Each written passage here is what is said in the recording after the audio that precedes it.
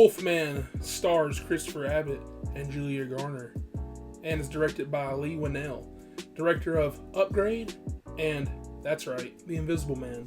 It's a good film.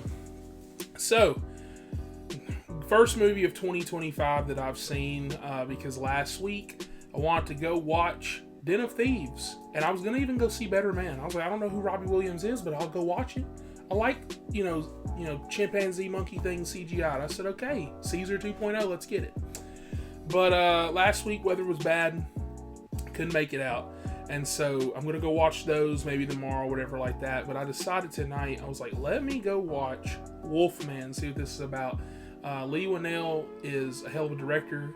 Like I said, Upgrade and Invisible Man, those are 10s right there. Okay. And so I was excited to see him tackle another Universal monster movie. And I just want to say that I believe that he nailed it. This is in no way as good as Upgrade or like as good as a Invisible Man. But comparing to Invisible Man, it's right underneath it. This movie, basically, kind of boiling it down, is losing a loved one, seeing them, for example, maybe they have cancer, maybe it's this and that, losing someone like that right in front of your eyes and you can't do anything about it. And that's kind of what this movie is like a representation of. There's a lot of things that happen in this film that is very sad, very emotional. And so that's why I want to get into a little bit of the plot at the beginning at least. So this film, like I said, stars Christopher Abbott. He's the main character. You get some flashbacks with him and his father in the beginning, kind of setting up the precedences with what's going on with like the Wolfman, the legend, stuff like that. But the real meat and potatoes story of how they get here is that him and Julia Garner, his wife in the movie, they're kind of having high tensions. You can tell the relationship's a little bit on the rocks. They briefly kind of go over that, but you can tell it's there. But he is a writer of sorts, but he's in between jobs, so now he's staying at home with his daughter. And you can tell that him and his daughter are really, really close. And I don't know who this kid actor is, but she was doing a great job. Him and her's bond and connection, I believed it.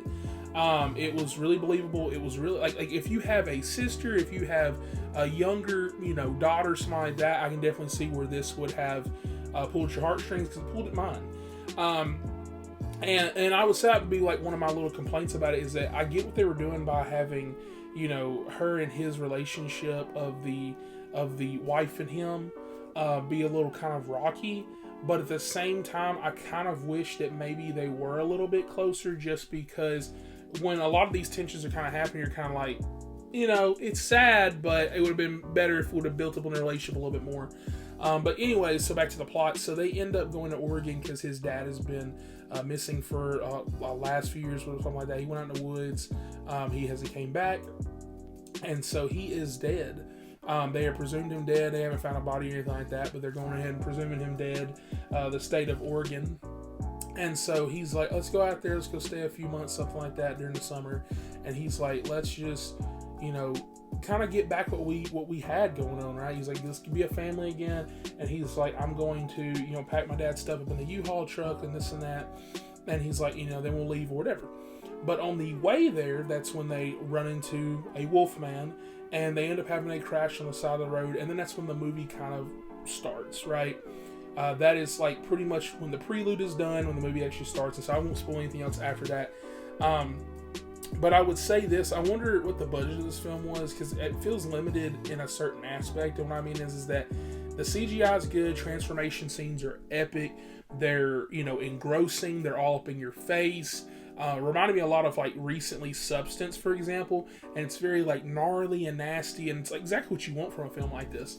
But at the same time, we've got all these woods, we got some cool stuff going on. I thought it would be like some Twilight chases, not like actually, just joke. But still, I just feel like it would have been cool to get like some other scenery, but we're pretty much stuck in this house for most of this runtime. I would say maybe 20-something minutes is not stuck in a house. The rest of it, we're like in this location.